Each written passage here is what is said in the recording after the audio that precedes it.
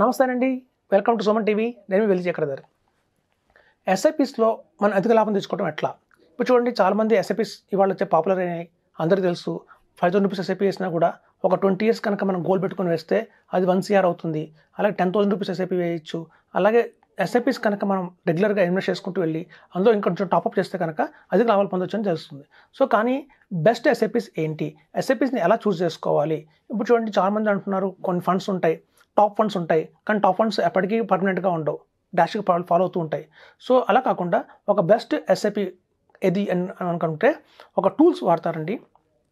ఇండియాలో one of the best tool ఏంటంటే మార్స్లో వచ్చేసి ఏంటంటే mutual fund automatic rebalancing system అని ఒక టూల్ ఉందండి.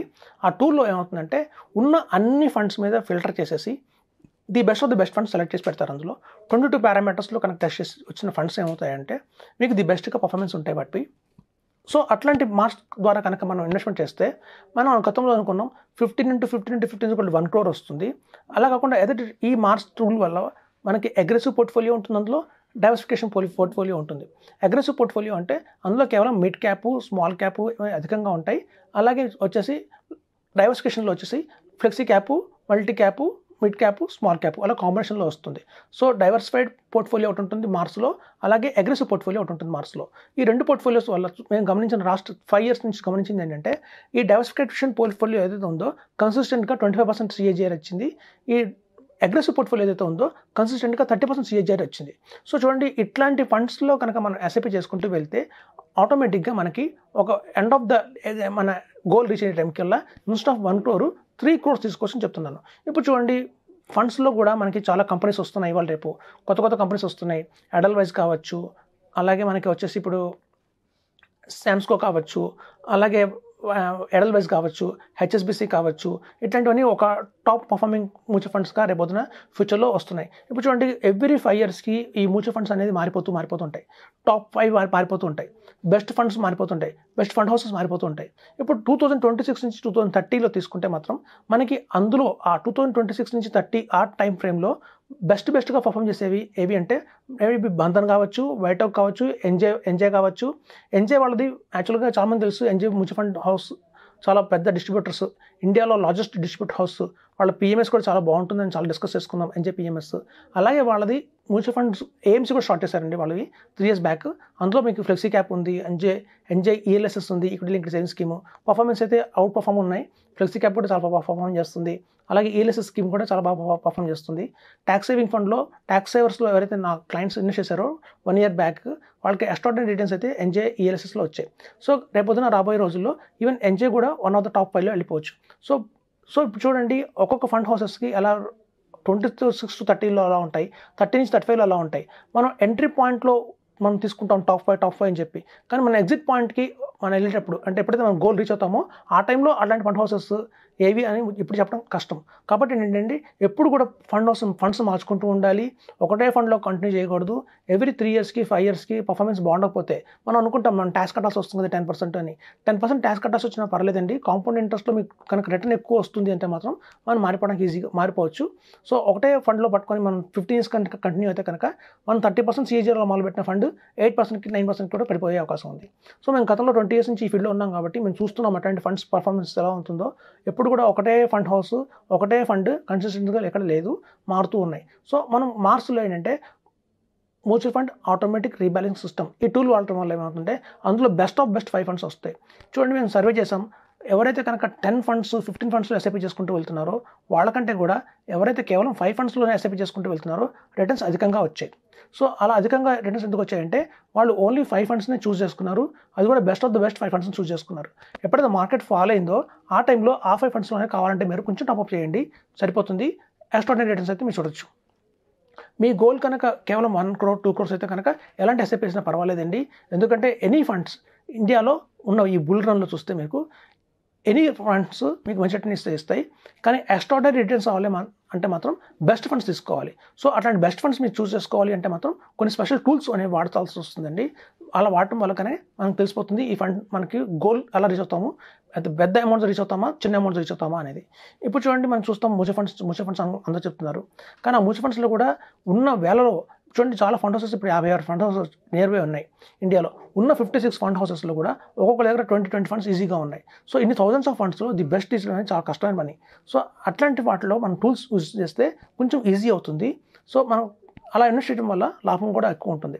ఇప్పుడు చూడండి, నేను గతంలో చెప్పాను, ఒక పర్టికులర్ కమ్యూనిటీ వాళ్ళు ఉన్నారు, పటేల్ కమ్యూనిటీ వాళ్ళు ఎప్పుడు ఇండెక్స్ ఫండ్స్లో ఇన్వెస్ట్మెంట్ చేయరు, అలాగే స్మాల్ క్యాప్లో ఇన్వెస్ట్మెంట్ చేయరు, థీమాటిక్లో ఇన్వెస్ట్మెంట్ చేయరు.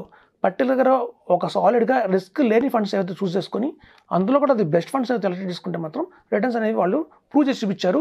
అలా కనుక ఎవరైతే మ్యూచువల్ ఫండ్స్ ఇన్వెస్ట్ చేస్తారో గణనీయంగా లాభాలు ఎక్కువ పొందుతారని చెప్పి. సో కాబట్టి ఏంటంటే ఎప్పుడైనా చూడండి, ఒక టూల్ వాడాలి, బెస్ట్ టూల్స్ వాడాలి. అలా వాడటం వల్ల ఆర్డినరీ రిటర్న్స్ కంటే కూడా ఎక్స్ట్రాడినరీ రిటర్న్స్ తీసుకోవడానికి అవకాశం ఉంది. సో అట్లాగే చూడండి, నేను ఎప్పుడు చెప్తూనే ఉంటాను, మ్యూచువల్ ఫండ్స్లో మన ఇన్వెస్ట్మెంట్ వచ్చి కంపల్సరీగా నాన్ డిమాట్ అయి ఉండాలి. నాన్ డిమాట్లో తీసుకోవడం వల్ల లాభం ఏంటంటే, మనం చూడండి చాలామంది ఈ మధ్య యాప్స్లో ఓపెన్ చేస్తున్నారు, అది డిమాట్లో ఓపెన్ చేసేస్తున్నారు. సో డిమాట్లో మనకు తెలియకుండానే పిఓఏ ఇస్తున్నాం, అంటే పవర్ ఆఫ్ అటార్నీ ఇస్తున్నాం. అంటే పవర్ ఆఫ్ అటార్నీ అంటే మనం ఉన్న హక్కు మొత్తం వాళ్ళకి చేతులు పెడుతున్నాం.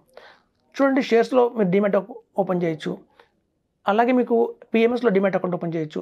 ఎందుకంటే మన బదులు వాళ్ళు షేర్స్ సెలెక్ట్ చేస్తారు కాబట్టి, మన బదులు ఒక ఎక్స్పర్ట్స్ షేర్స్ కొనటం అమ్మటం చేస్తారు కాబట్టి మనం పిఓఏ ఇచ్చినా తప్పు లేదు. కానీ మ్యూచువల్ ఫండ్స్లో ఎందుకు మనం పిఓఏ ఇవ్వాలి? పిఓఏ ఇస్తే ప్రాబ్లం ఏంటంటే, మన పిలక వాళ్ళ చేతిలో ఉన్నట్టు అంటారు. అంటే చూడండి, ఒక సామెత ఉంటుంది, నీ పిలక వాళ్ళ చేతిలో ఉందిరా అని. అంటే మీరు రేపొద్దున ఫ్యూచర్లో అమ్మాలి అంటే పర్టికులర్గా వాళ్ళ దగ్గరికి వెళ్ళి అమ్మాలి, ఇంకొక చేత ఇంకో చోట అమ్మడం లేదు. అదే ఫోన్ నెంబర్ ఉంటే మాత్రం అక్రాస్ ఇండియాలో మీరు ఎక్కడైనా అమ్ముకోవచ్చు. ఇప్పుడు చాలామంది నాకు కాల్ చేస్తున్నారు, మేము ఒక యాప్లో కొన్నామండి, దాన్ని ఎలా మేము సెల్ చేసుకోవాలో మాకు అర్థం కావట్లేదు, హెల్ప్ చేయండి అంటున్నాం. సో మేము కూడా హెల్ప్ చేయని పరిస్థితుల్లో ఉన్నాం. ఇప్పుడు చూడండి, 2022లో నాకు బాగా గుర్తు, ఒక కరోనా టైంలో ఒక ఆయన ఎక్స్పైర్ అయ్యారు. వాళ్ళ మిస్సెస్ పట్టుకొచ్చింది, ఇంత పెద్ద డైరీ పట్టుకొచ్చింది. అందులో చాలా ఫండ్ హౌస్ ఉన్నాయి. నిప్పాన్ ఫండ్ ఉంది, అలాగే కొటక్ మనకి ఎమర్జింగ్ ఈక్విటీ ఫండ్ ఒకటి ఉంది, టాటా వాళ్ళ ఫండ్ ఉంది, చాలా ఫండ్స్ ఉన్నాయి. కానీ వాటన్నిటికీ కూడా డిమాట్ ఫోలియో నెంబర్ లేదు. ఫండ్స్ ఉన్నాయి, ఎంత అమౌంట్ పెట్టారో ఉంది. ఆ మొత్తం అమౌంట్ చూస్తే దగ్గర 10 లక్షల దాకా ఉంది. ఇవాళ మార్కెట్ వాల్యూలో చూస్తే అది దగ్గర 18 లక్షల దాకా అయి ఉంటుంది. కానీ తీసుకోవాలి అని ఆ ఫండ్ హౌస్కి వెళ్ళి వాళ్ళ పేరు చెప్పినా, వాళ్ళ ప్యాన్ నెంబర్ ఇచ్చినా, వాళ్ళ మొబైల్ నెంబర్ ఇచ్చినా రావట్లా. ఎందుకంటే డిమాట్లో ఉన్నాయి. డిమాట్లో ఉండటం వల్ల ప్రాబ్లం ఏంటంటే, అది ఎవరు కూడా దాన్ని తీయలేరు అనమాట, తెలుసుకోలేరు. ఏ ఫండ్ ఉంది, ఎంత ఫండ్ ఉంది, ఎంత వాల్యూ ఉంది, దానివల్ల ఏమవుతుంటే నామినీ కూడా చాలా ఇబ్బంది పడుతున్నారు దాన్ని తీసుకోవడం. సో కాబట్టి ఎలాంటి డిమాట్ అకౌంట్లో కూడా ఓపెన్ చేసారో కూడా తెలియట్లా. సో అట్లాంటి పరిస్థితుల్లో ఏమవుతుందంటే అండి, కాబట్టి మనం చెప్పేది ఏంటంటే, ఎప్పుడు కూడా ఫోలియో నెంబర్ అనేది మోస్ట్ అండ్ షుడ్గా ఉండాలి. ఫోలియో నెంబర్ ఉంటేనే మీకు లాభం అధికంగా ఉంటుంది. ఎక్కడైనా సరే ఎవరైనా హెల్ప్ చేస్తారు. ఇప్పుడు మాకు ఫోన్ చేస్తారు, సార్ మీరు గైడ్ చేయండి అంటాను. సో నేను చెప్తాను, మీ దగ్గరలో ఉన్న ఎవరికైనా బాగా టెక్నాలజీ తెలిసిన వాళ్ళని, మీ బంధువులు కావచ్చు, మీ ఫ్రెండ్స్ని కావచ్చు, వెళ్ళి అడగండి, వాళ్ళు మీకు హెల్ప్ చేసి పెడతారని చెప్తే, వాళ్ళు ఏమంటున్నారంటే, నా దగ్గర 20 lakhs ఉన్నాయని నా ఫ్రెండ్కి తెలిస్తే వెంటనే 10 లక్షలు అప్పు అడుగుతాడు, మరి అతను 10 లక్షలు అప్పు ఇచ్చానంటే మళ్ళీ తిరిగి రావు సార్, అందుకే నాకు అర్థం కావట్లేదు, మేము సహాయం అడుగుతున్నాను అంటున్నారు. సార్ ఇప్పుడు మేమేమో జీరోదా ఎలా ఉందో వాళ్ళు జీరోదా ద్వారా కొన్నారు. సో జీరోదాలో కొన్న అని మేము చూడలేము, ఎందుకంటే మాకు తెలియదు ఎంత కొన్నారు, ఎంత వాల్యూ కొన్నారు, దాన్ని ఎలా అమ్మాలి కూడా ఆ యాప్ మీద కంట్రోల్స్ మాకు ఉండవు. కాబట్టి నేను చెప్తామంటే, మీకు ఓకే, నాకు ఎవరైనా తెలిసిన ఫ్రెండ్ ఉంటే ఎవరైతే జీరోదా వాడుతున్నారో వాళ్ళకి నెంబర్ ఇస్తాను, వాళ్ళని అడగండి ఎలా అమ్మాలో అని చెప్తున్నాం. సో ఇంత పరిస్థితి ఎందుకు వచ్చింది అంటే, ఫోన్ నెంబర్ లేకపోవడం వల్ల వచ్చింది. ఫోన్ నెంబర్ కనుక ఉంటే కనుక ఇట్లాంటి ప్రాబ్లమ్స్ రాకుండా ఎట్లాంటి పరిస్థితుల్లో అయినా మీరు ఎవరి ద్వారా అయినా అమ్మేయడం ఈజీగా ఉంటుంది. ఆల్ ఓవర్ ఇండియాలో ఎక్కడైనా అమ్మవచ్చు. సో కాబట్టి బెస్ట్ ఫండ్స్ తీసుకోండి. బెస్ట్ ఫండ్స్ వల్ల వచ్చే లాభం ఏంటంటే, ఒక ఆర్డినరీ ఎస్ఐపికి మనం అనుకుంటున్నాం, ఎక్స్ట్రాఆర్డినరీ ఎస్ఐపికి డిఫరెన్స్ ఏంటంటే టూల్స్ చాలా కీ రోల్ చేస్తాయి.